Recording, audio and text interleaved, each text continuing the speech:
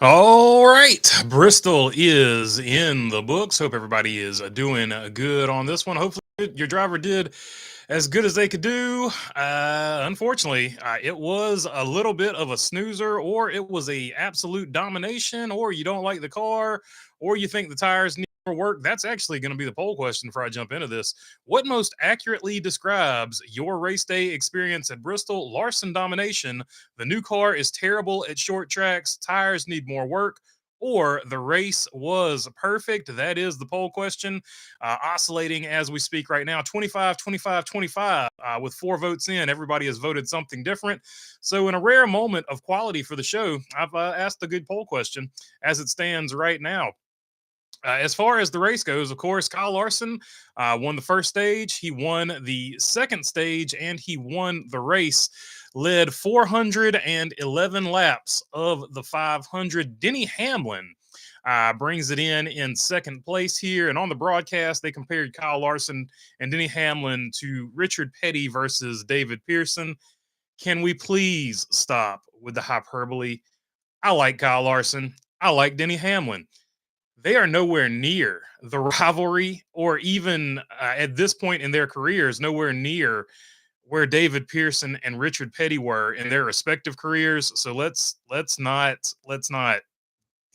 even go there with that one, please. Okay. Ty Gibbs officially out of that slump. This is his third, or I think his third, I think top 10 in a row.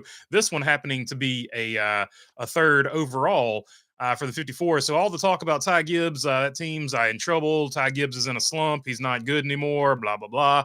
Ty Gibbs disproving that with his last 3 race stretch, finishing third here today, and he did get himself some stage points, finishing ninth in stage 1 and seventh in stage 2. So that's going to be a few bonus points to his finishing position of third place there. Chase Briscoe, his teammate there, finishing in fourth place, and that is three. Count them, 1, 2, 3 JGR cars that finished in the top 5, or the top 5 there, and your fourth one here is also in the top 10. So good day overall for Joe Gibbs Racing. Ryan Blaney going to be your first Ford here. Shout out to Jesse, his guy Ryan Blaney, finishing in fifth place here in the Menards Richmond Water Heaters Ford. Good run for Blaney, fastest Ford in the field on this particular day. William Byron didn't have a great qualifying effort, but he did recover to a sixth place. Ross Chastain, your first of your Trackhouse men, Quattro, super pumped up about this. Started 35th, much like William Byron, didn't have a good qualifying effort, but was able to work his way up there and get that seventh place finishing position. Christopher Bell, going to be that other Joe Gibbs race car I was talking about, finishing in eighth place there. So all the Joe Gibbs cars here in the top 10. So good day for them as well. AJ Allmendinger, ninth place in the Grizzly Nicotine Pouches Chevrolet. He did get some stage points there in stage 1 as well. So 1 bonus points to him. Austin Dillon with the top 10, doing classic Austin Dillon stuff. Didn't really hear about him all day, but then at the end of the race, all of a sudden, there's Austin Dillon, and he finishes in 10th place. Carson Hocevar, his best finish since Atlanta, if I'm not mistaken, in the Chili's Ride the Dente Chevrolet. Josh Berry in 12th place with the Motorcraft car for the Wood Brothers. So continues his strong start to the season with a win already. Just got to get more non-DNFs. Justin Haley with a good race as well, finishing in 13th. So right up there with his teammate Carson Hocevar, who was in 11th. Kyle Busch with a 14th place position. He's not going to be happy with that, but it is a good day overall for him. And then you got Chase Elliott in the 15th position. So that's your top 15 in the Napa Auto Parts Chevrolet. 16 through 20 going to be Brad Keselowski, Austin Cindric, Tyler Reddick, Bubba Wallace, and Ryan Preece. Ryan Preece seemed to have a fast car, but never had track position to capitalize on it. Was able to make his way back on the lead lap several times, but couldn't do anything with it once he got on the lead lap. John Hunter Nemechek in 21st. Ricky Stenhouse Jr., your outside pole sitter, in 22nd. Noah Gragson, 23rd. Joey Logano, 24th. Never was in it this race, as it were. Chris Buescher in the 25th position. And Eric Jones there in 26th. Zane Smith, the 27th place. Aaron's Lucky Dog Ford. Riley Herbst, 28th. Cole Custer, 29th. Michael McDowell, 30th. And 31 through 39 is going to be Jesse Love in his first start for RCR in the C4 Energy Chevrolet number 33. Ty Dillon, 32nd. Daniel Suarez, Corey LaJoy, Todd Gilliland, Cody Ware, 36. Alex Bowman, 37th with that engine issue. Shane Van Gisbergen had a suspension problem, and he finished 38th. And winner on Earth 2, finishing last on Earth 1 in the Manscaped Ford. Josh Balicki with electrical problems only made 193 laps in this one before having to retire it for Garage 56. And as I mentioned earlier, Kyle Larson won both stages. 3 caution flags for 40 laps. 2 of them were for stages for the stages to end, and the other one, of course, was Shane Van Gisbergen, if I'm not mistaken, off the top of my head, when he ran into the 51 Arby's car. Shane had beef because he ran into the Arby's car. Where the points sit as we stand here 9 races into the season, William Byron continues to lead. He has a 30-point lead over Denny Hamlin in second. Christopher Bell now 41 points behind the first place man. Kyle Larson shrinks it to 42, 68 for Chase Elliott. And then you got Ryan Blaney, Tyler Reddick, Bubba Wallace, Joey Logano, Alex Bowman, Ross Chastain, Chris Buescher, Chase Briscoe, Ryan Preece, Kyle Busch, AJ Allmendinger in 16th. But AJ Allmendinger will be bumped out because Josh Berry has the win. So AJ Allmendinger going to be your first car on the outside looking in. Next to him is going to be Ricky Stenhouse Jr., Michael McDowell, Ty Gibbs, and John Hunter Nemechek. There's your point standings. That's your finishing order. Let's see what you guys want to talk about. Once again, the poll question is, what most accurately describes your race day experience at Bristol? Was it Larson domination? The new car is terrible at short tracks. The tires need work, or the race was perfect. Right now, looking like Larson domination leading the way early on. In between the lanes, what's up, my friend? Good to see you on here. Hope you're doing good today. I went back and forth between IndyCar and NASCAR. I'm sure a bunch of people did. I don't think it was super interesting unless you're a Hendrick fan, unless you're a Kyle Larson fan, which I am. It was interesting to me. Don't get me wrong, and to an extent, it's interesting to me when any driver puts on a dominating performance like this. But it's not the most exciting race. So I will say that. So I don't blame you for switching back and forth between IndyCar and whatnot. Your guy Kyle Kirkwood won Long Beach. There we go. We got a Kyle and Kyle day. Kyle Kirkwood, as I called, I'm 2 for 2 today. I called Kyle Kirkwood winning the race, and I called Kyle Larson winning the race. A rare moment of quality all the way around for the channel. So don't expect it to happen too often. He was lapping Bubba and Reddick, and they had 30-lap newer tires, said Escobar, talking about Kyle Larson there. So there you go. It's a good day to be named Kyle. Speeding penalty for Kyle Busch, says in between the lanes. So the Kyle Busch speeding penalty is why he was in 14th. He had a good car today as well as his teammate who did finish in the 10th place position, Austin Dillon. Chase Silver Fox Clubs, please pray and say thanks. Okay, all right. Let's see. Denny Hamlin did continue to make progressive progress throughout the but no three-peat for the 11 car, says in between the lanes. Yep, Denny had a good day today for sure, but just was not his day on this one because Kyle Larson, who did throw a little bit of a jab after this race to get back at Denny Hamlin, I guess, for what he said last race. Thanks, Kyle Larson, for helping win this one.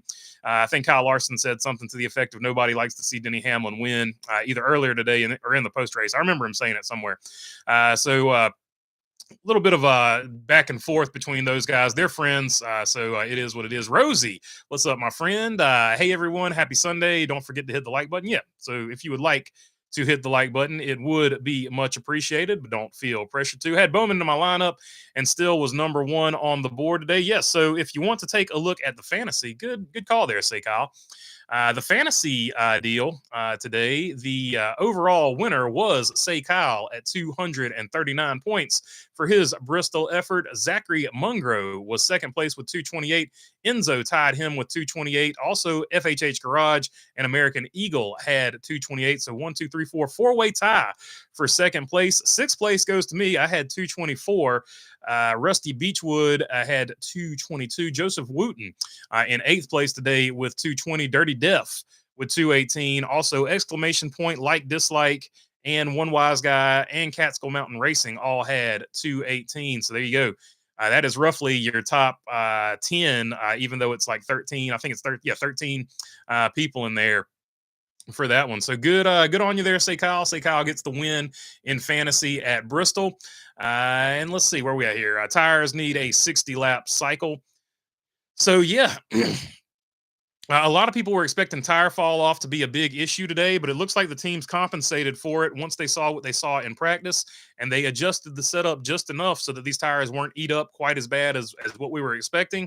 So tires never really came into the equation for this one, and this is what we had said when it happened last time when the tires were wearing out too fast and it made for a great Bristol race. I was like, if you give them a practice and you give them enough chances to look at it, they will make the adjustment. They will not go out there and burn through tires the way they were burning through them, and that's the way it played out today.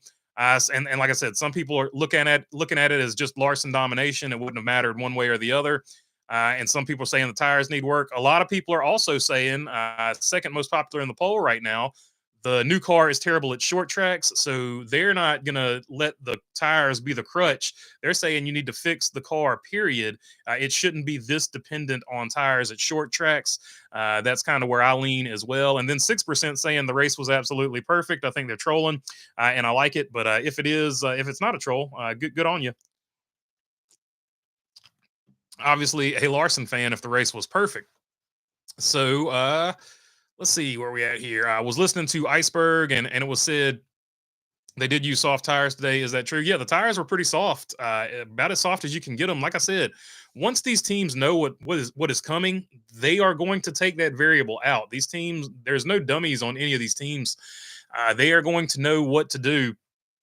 If the tires are wearing out too quickly, they'll make an adjustment so that the tires don't wear out as quickly, and that's kind of what you saw here today. How many career wins does Larson have? Oh, that's a good question. So let's see, where's he at on the wins list now? That should be win number 32, and that's going to tie him with Dale Jarrett, if I'm not mistaken. So yeah, he'll be tied for 29th with Dale Jarrett at 32 wins, one win behind Fireball Roberts, two wins behind Martin Truex Jr. and Kurt Busch. So there you go.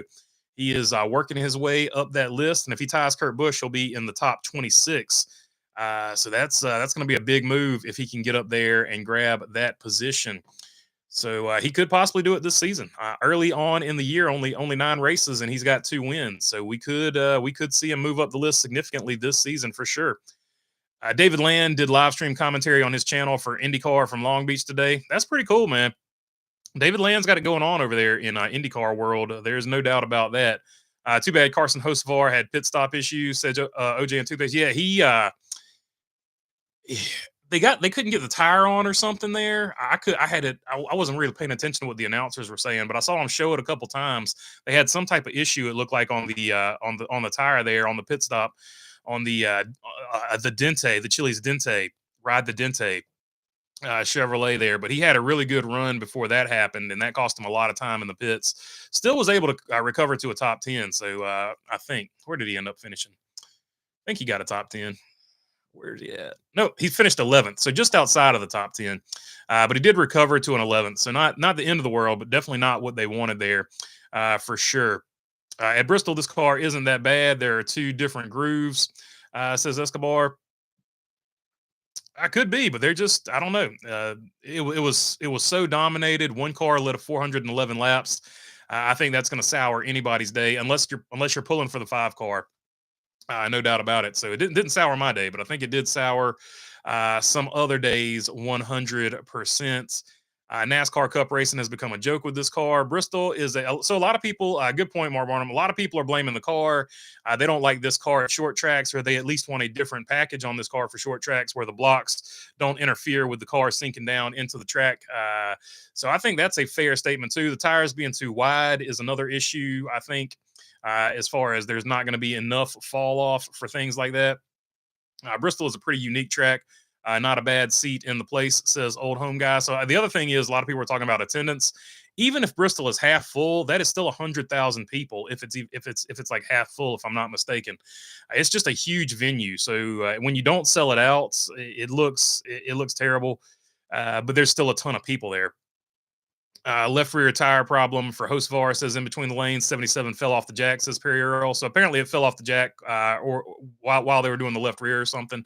I thought it was a rear tire, but I couldn't remember what it was. Perry Earl saying it fell off the jack. I'll take you guys' word for it. Either way, trouble in the pits for him for sure. Cost him his top 10 for sure today. Ty Gibbs had a great run. Yeah, Ty Gibbs had a rocket ship today. He was Rocket Randall Gibbs today for sure. Didn't have quite enough for the top two, but he showed himself well, and he's definitely out of the slump now. These last three races, no doubt about it. Camaro with the super chat, I appreciate you, my man. Another 5 for a 5 win, says Camaro, and it is definitely a good day for sure. I actually picked him, and I picked Kyle Kirkwood, so a rare. I'm picking outside of NASCAR, but I actually picked it right. And I'm not going to say it was skill or anything because I just picked him because his name's Kyle. So Kyle Kirkwood getting the win today.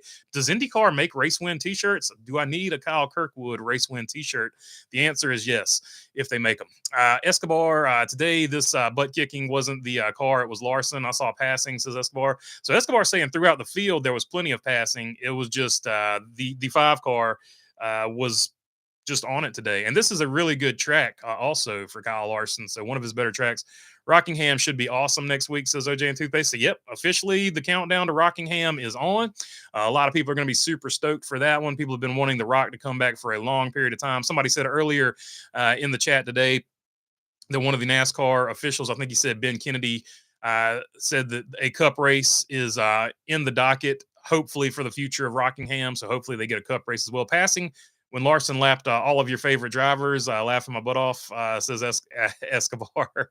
So Escobar doing a little bit of trolling there. Hamlin, Gibbs, Briscoe, and Bell are singing Ice Cubes. Today was a good day. Yeah, Joe Gibbs Racing, a good day to be a Joe Gibbs Racing driver. Didn't get the win, but they are all in the top 10. Not much you can do better than that as an organization other than get the win with it.